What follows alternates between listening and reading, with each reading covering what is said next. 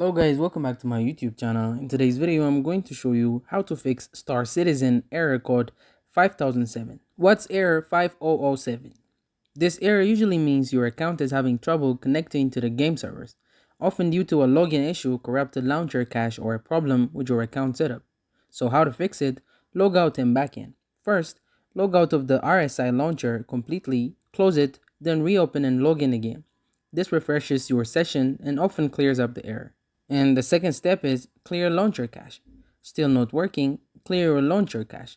Go to C Program, Files, then Space Industries, then Star Citizen, then delete the folder name User.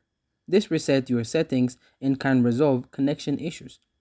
Method number 3, check server status. Next, visit status.robertspaceindustries.com to see if the servers are down.